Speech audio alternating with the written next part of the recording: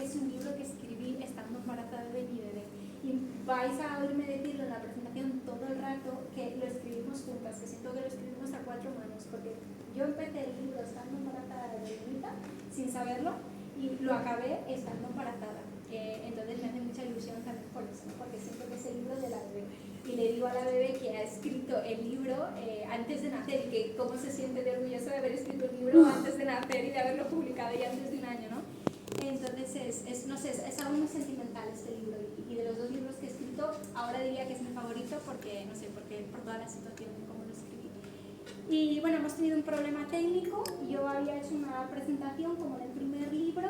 El proyector, como podemos todos observar muy bien, no se ve, entonces he dejado esto aquí donde se pueden ver algunas imágenes y quizá algunos lo podéis ver y otros no, pero lo más importante es que yo no me pierda. Entonces, pues si queréis acercaros un poquito para ver más las imágenes, o si queréis simplemente escuchar mi voz, lo que voy a hacer es que voy a pasaros también un par de libros para que sea más visual, así es un poquito más visual, podéis ir pasando un poquito el libro y así.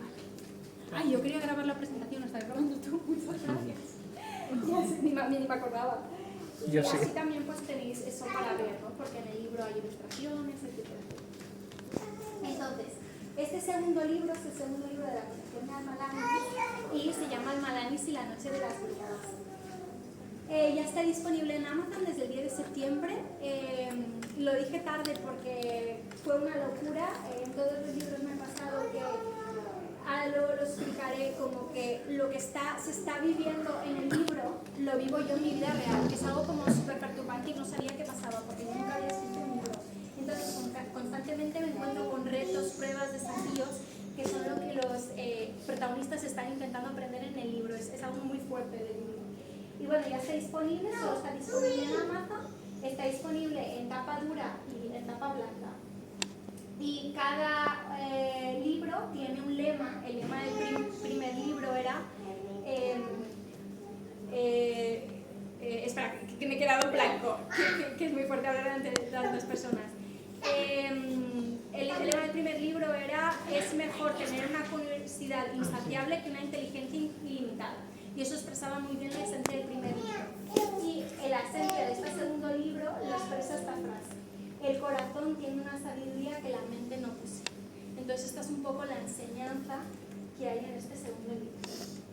Está a la venta en tapa dura, en tapa blanda.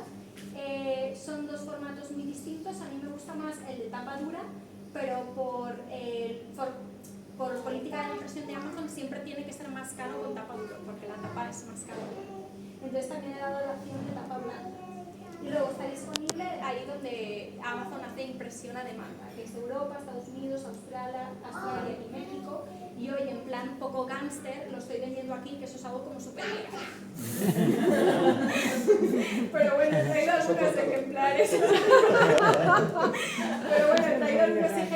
Para si alguno queríais que os lo firmara de aquí, porque claro, a mí lo que me pasó es que como publiqué mi primer libro en Alemania, era como que no había vivido ese momento de poder firmar los libros. Firmé algunos libros, pero es algo que nunca pude vivir, y eso es algo que también me hace ilusión, que si alguien tiene libros, lo firme. Y os lo dedico. Entonces voy a empezar desde el principio. Voy a intentar ser breve, pero la brevedad no es lo mío. Vamos a ver qué tal se me da. Y voy a empezar por el principio, ¿no? Que Almalanis es la protagonista de una colección de libros en los que investiga sobre misterios de la historia que han quedado sin resolver. El primero era sobre Atlantis y este segundo es sobre las brujas, sobre si las brujas de verdad existieron. Y ahora luego voy a hablar más adelante de eso. Entonces, os presento un poco a los protagonistas. La protagonista es Almalanis, que es una niña pequeña, que es muy curiosa, muy alegre, muy divertida, que tiene una filosofía muy optimista de la vida. Y una cosa que es tan clave, y no sé, bueno, yo cuando hice el libro intenté que fuera uno de esos libros que son para niños, lo he tirado, que son muy profundos y que sirven también para los adultos. Y mi inspiración fue el Principito. Entonces los personajes, que esto es algo que no sale en el libro, pero lo que está diciendo en persona, son representaciones de estadios evolutivos de la conciencia del ser humano. Y Almalanis sería como el primer estadio, ese estadio en el que todos somos niños, somos puros, tenemos mucha alegría, mucho optimismo por la vida, y su nombre también es muy simbólico. diabólico, alma, porque piensa con el alma. Todavía piensa con la parte que es más pura de ello. Luego está César Alanis, que sería nuestro yo como adulto, ¿no? Ese yo tan racional, tan cínico, tan serio, ese yo que es muy responsable pero que también ha perdido la alegría de vivir. Entonces es un estadio que también es importante porque tenemos que ser responsables, pero que también un poco hay que integrar las dos partes de nosotros, el yo adulto y el yo niño. Entonces César Alanis es el padre de Alma Alanis y él es historiador, él es arqueólogo, él es profesor universitario y es así un hombre como muy serio que tiene ese puntito alocado en el que intenta investigar sobre misterios que han quedado sin resolver en la historia y en el que intenta ir más allá de la historia convencional, vamos a llamarlo así. Luego está Lord McGreen, que esto los que habéis leído el primer libro ya lo sabéis, es un millonario, es un aristócrata millonario escocés que por casualidad conoce a César Alanis, el trabajo de César Alanis, y le gusta mucho. Y él es un hombre que lo que ha sucedido es que, bueno, esto ya lo veremos más en otro libro, pero toda su vida fue muy serio y muy responsable como César y siempre estuvo haciendo lo correcto y no siguió la voz de su corazón. Entonces ahora ya es anciano, se ha hecho viejo y ha visto que ha perdido el tiempo. Y como es millonario y tiene mucho interés por la historia, lo que está haciendo es que está financiando investigaciones por todo el mundo históricas, porque ese es su hobby y le gusta. Y bueno, conoce a César, le propone en el primer libro hacer esta primera investigación histórica sobre Atlantis y en el segundo libro le va a proponer otra investigación histórica. Luego tenemos a Bicho, que es el perrito de la saga. Y yo nunca pensé en Bicho como un estadio evolutivo del ser humano, pero ahora que tengo a mi hija pienso, oye, mi hija es un poco como Bicho, porque se llama Bicho porque siempre está metiendo en líos y hace muchas travesuras. Entonces yo no la había designado como un estadio evolutivo del ser humano, pero me estoy dando cuenta de que es un poco el humano bebé. Y bueno, luego aparece un nuevo personaje que también es muy simbólico, que es Carla Crais. Es la primera vez que sale en la saga y se va a quedar toda la saga. Porque bueno, no lo he dicho, pero la saga en teoría son 11 libros, que cuando os digo esto flipáis. Me preguntáis, una pregunta muy típica es, Elena, ¿cómo vas a escribir 11 libros? Y en un principio, antes de tener a la bebé, pensaba que iba a hacer varios por año, pero ahora que tengo a la bebé creo que va a ser uno por año. Y entonces Carla Crais ha venido para quedarse toda la saga y también es un personaje muy simbólico. Es como el contrapunto de César. César es la inteligencia masculina, esa inteligencia más lógica, más racional, y Carla es como que una inteligencia más creativa, más intuitiva, más instintiva, más femenina. Entonces, el primer libro, los que ya lo habéis leído ya lo sabéis de qué va, es simplemente, no quiero contaros muchos spoilers, pero os quiero contar un poquito de qué va, y es que en el primer libro ya investigamos sobre Atlantis, ¿no? Cuando pensamos nosotros sobre Atlantis, por cierto, esto no lo he dicho, pero es muy importante, aunque sea un libro que finalmente es de ficción, he intentado, dentro de lo que es posible, hacer investigación histórica y basarme en cosas más sólidas. Y aunque nosotros pensamos en Atlantis como algo muy imaginativo, muy fantasioso, algo que no existió, realmente hay ciertas pruebas de que sí existió y ciertos vestigios que no acepta como la ciencia.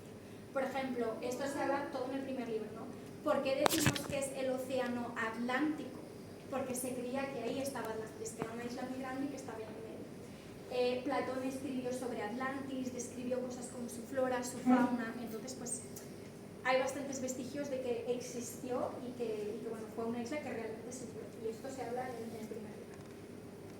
Entonces el segundo libro va de las brujas, que cuando digo las brujas también parece algo muy imaginativo, ¿vale? Y luego vamos a hablar de esto, pero bueno, simplemente lo que pasa en el segundo libro es que a César está en una conferencia y en su conferencia está en Berlín. Por una casualidad se encuentra con Lord McGreen. Lord McGreen ha hecho un descubrimiento ahí, que es un grimorio, es decir, es un libro para brujas, y un libro de brujas sobre brujería, sobre esoterismo, y le propone investigar esa pista. Y a partir de ahí, se encuentran con una serie de misterios, de aventuras, que le hacen César, así como tenía la mente muy abierta con Atlantis, él al principio del libro dice, no, las brujas no existen, esto no es verdad, nunca han existido las brujas, esto es una tontería, no existe. Y les van pasando cosas a lo largo del libro en los que César tiene que empezar a reflexionar sobre si esto es de verdad o mentira. Y entonces una cosa muy importante que hay que explicar del título del libro es La noche de las brujas. ¿Por qué La noche de las brujas? Y es que el título original iba a ser La noche de Walpurgis. Y Martin me dijo, Elena, si pones La noche de Walpurgis nadie va a entender qué es eso. Y Walpurgis es una fiesta alemana que es la noche de las brujas, básicamente, en la que la gente se reúne, es una especie de Halloween, y la gente se reúne y hacen hogueras en lo alto de una montaña que se llama el Harz y se visten de magos y brujas. Y es una fiesta como muy chula y muy parecida a Halloween. Y sí, bueno, no lo he dicho tampoco esto, pero esto es una cosa muy importante del libro. A mí me gusta mucho viajar y cada libro explora también un país, con lo cual es súper interesante para los niños porque no solo aprenden de historia, sino que también pueden aprender de geografía. El primer libro estaba basado en España, me centré en Tenerife, que es una isla a la que fui una vez y me encantó. Y bueno, el segundo libro me centro mucho en la historia de Alemania. De hecho, yo diría incluso que el libro es una carta de amor a Alemania, porque como todos sabéis, que además todos sois familias y amigos, yo tuve una integración súper dura en Alemania. Al principio era un país como que no me gustaba, tal cual, y justo el último año que me quedé allí me encantó, me acoplé súper bien, y en ese último año también que viví allí, justo al final empecé a escribir este libro, que es ahí cuando me quedé embarazada, y expresé todo mi amor por Alemania. Creo que nadie llega a ver las fotos, ¿verdad? No. Sí, es que sabéis lo que pasa, ahí había por ejemplo la fiesta de Walpurgis, pero bueno. Porque la fiesta de Walpurgis es muy conocida en Alemania y por ejemplo Goethe en Fausto habla de Walpurgis, pero aquí no lo conocemos. Entonces otra cosa que también me hace mucha ilusión del libro, y vosotros que además muchos me conocéis de hace tiempo, es que a mí de pequeña me apasionaban las brujitas y a mí me encantaban las brujitas y siempre dije que escribiría un libro sobre brujitas algún día y que sería mi primer libro, porque a mí me encantaba Harry Potter, me leía un montón Harry Potter, veía las películas de Harry Potter, me gustaba todo lo que era de brujas. Y bueno, no escribí mi primer libro sobre brujas, pero llegué a escribir un segundo libro sobre brujas, con lo cual estoy súper contenta porque en el primer libro logré realizar mi sueño de niña, que era escribir un libro, ser escritora, que eso es algo que además no suele pasar a menudo, y en este segundo libro cumplo otro sueño, que es el de escribir un libro sobre brujas y publicar el libro sobre brujas, con lo cual estoy muy contenta. Luego, ¿cómo se me ocurrió la idea?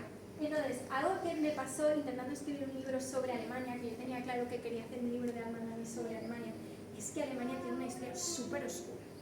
Las dos guerras mundiales, ya se habla mucho de las dos guerras mundiales, este era un libro para niños.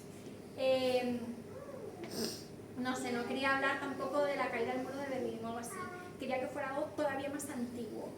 Y estaba entre dos ideas, una era la de Piratas Tortebecker, y otra era la idea de la historia de las brujas.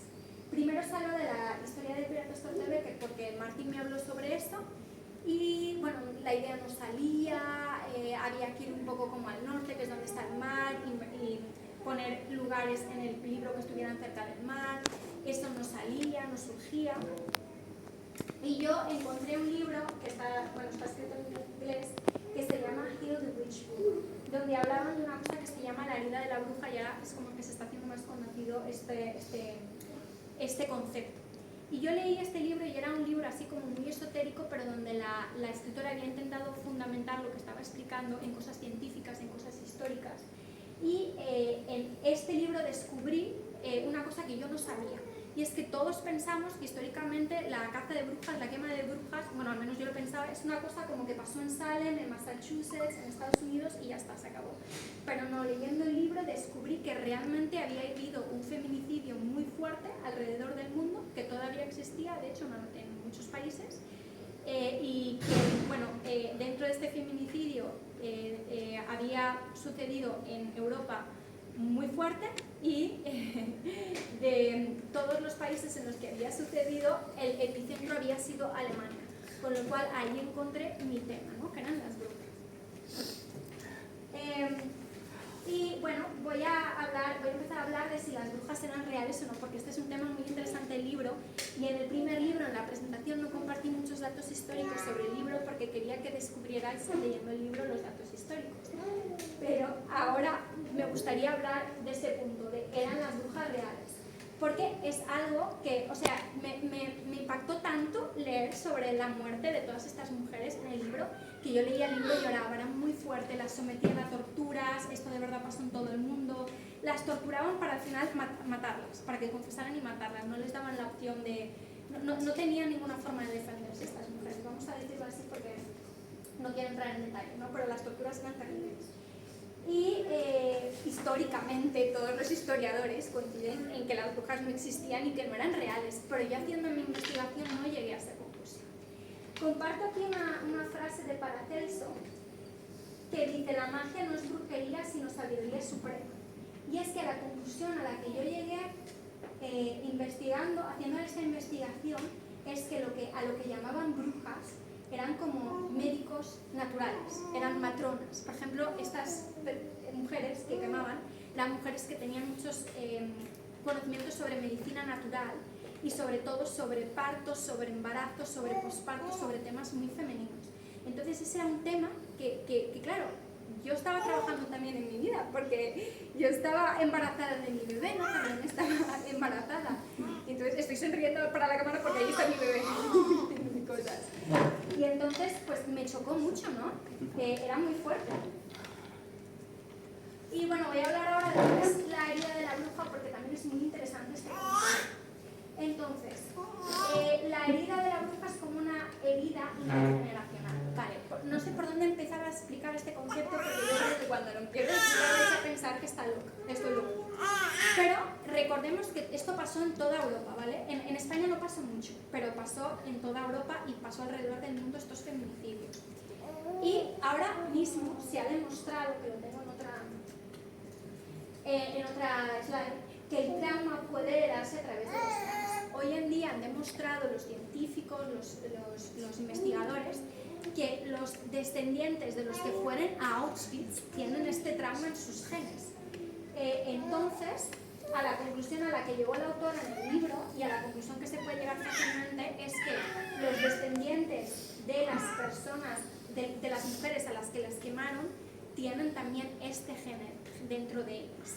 Y que nosotros, sin saberlo, hemos llevado todo este trauma a lo largo de los siglos dentro de nosotros. Y bueno, la herida de la bruja se manifiesta de formas muy distintas. Ojalá estuvierais viendo aquí esto porque es bastante como... si eso en algún momento va a salir la presentación, es muy muy interesante cómo se manifiesta de tantas formas diferentes. Voy a dejar aquí lo que yo he puesto con mis palabras porque fue el resumen que más me gustó. Entonces, con la herida de la bruja, es decir, con este trauma intergeneracional que se nos ha pasado, las mujeres o los hombres, porque también quemaban a hombres y también morían hombres, esconden sus preferencias o aficiones, si son extrañas para la cultura en la que habitan y en especial si son consideradas como esotéricas, mágicas o naturales. Las mujeres o los hombres prefieren no usar métodos de sanación holísticos, o si los usan, no hablan de ellos. Si los usan en su oficio, este empleo secundario y muchas veces no piden dinero por él. Las mujeres o los hombres denostan lo mágico, lo esotérico, lo natural. Las mujeres o los hombres en general no alzan la voz y no expresan su verdad. Las relaciones entre mujeres quedaron dañadas y se creó un clima de desconfianza. Vale, y esto también es algo muy importante. Y es que en ese momento, esto lo descubrí también leyendo un libro, luego lo pongo, leyendo un libro que se llamaba... Durante todo mi embarazo estuve haciendo mucha investigación sobre el parto, sobre embarazo obviamente, sobre posparto, y leí un libro que me caló muy profundo que se llamaba Reclaiming Childbirth as a Rite of Passage. Y en él se explicaba que el embarazo en realidad es un rito de paso, es un momento en el que una niña se convierte en una mujer. Y bueno, y en este libro hablaba también que antes el parto, los embarazos, el posparto eran temas de mujeres y que las mujeres tenían comunidades súper sólidas en las que se ayudaban entre ellas durante el parto, durante el posparto y durante el embarazo. Era muy normal que las mujeres se ayudaran entre ellas. Y por la vida de la bruja, porque las mujeres empezaron a chivarse unas de otras de que eran brujas, esta confianza femenina se quebró. Entonces fue algo muy importante. Era como que estaban montando un puzzle donde todas las piezas encajaban juntas para hacer el libro. Y siempre me pasa eso con la investigación de los libros, bueno, los dos que he hecho hasta ahora, que de repente voy encontrando información que es para el libro. Entonces, bueno, aquí veis una foto que es súper interesante, en la que se muestra la caza de brujas en Europa. Y el epicentro fue en lo que es ahora Alemania, pero en ese momento no era Alemania. También, hablando con Nuria, que es la ilustradora, también tengo que desmentiros una cosa que es muy importante, y es que la caza de brujas no empezó en la Edad Media, ¿vale? No es en la Edad Media.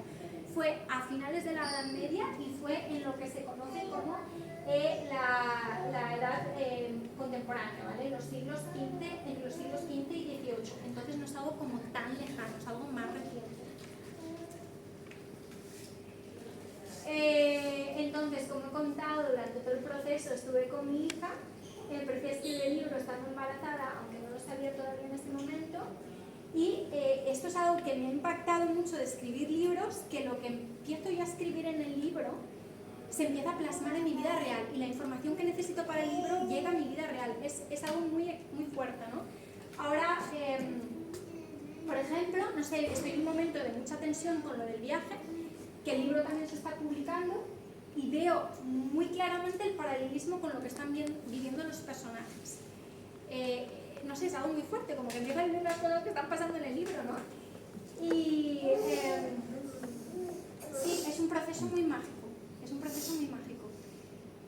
Muchas veces esto que se dice tanto del bloqueo del escritor, yo he llegado a la conclusión de que el bloqueo del escritor no es que la persona no sepa sentarse a escribir, porque sentarse a escribir es muy fácil. Yo creo que en el bloqueo del escritor lo que está pasando es que el escritor está viviendo algo que luego va a tener que plasmar en el libro, y que se ha quedado atascado porque algo de su vida real también está atascada, pero sí.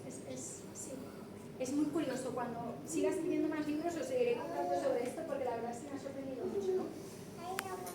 Y bueno, ahora voy a contar una cosa que a mí me implosiona la cabeza, o sea, contándoos esto. Y es que según la antroposofía y otros sistemas de creencias, por ejemplo, en el judaísmo, madre e hija están unidos energéticamente 7 años, desde el momento de la concepción hasta que la bebé cumple 7 años. Y ella dice, sí, mamá, eso es verdad. Y yo fui a hacerme la carta astral de Lunita, que me interesaba mucho, no solo ya para cotillar, sino como para poder, no sé, como educar a mi hija de una forma más consciente, vamos a decirlo así. Y yo en un momento, Anaí, mi amiga se llama Anaí, le dije, Anaí, para, es que tú me estás contando, no me estás haciendo la carta astral de Lunita, tú lo que estás haciendo es, me estás describiendo mi vida como es ahora desde que me quedé embarazada, y me estás describiendo los temas que yo estoy viviendo, que estoy plasmando en el libro. Entonces esto es algo muy fuerte, porque de verdad, como estábamos unidas,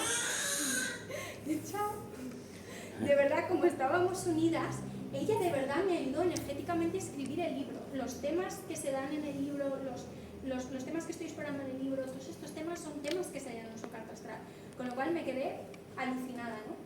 Y además, bueno, luego ya a nivel personal es como un poco fuerte, ¿no? Estar viviendo la vida de una forma muy diferente a la que la vivías, porque estás energéticamente unido a algo.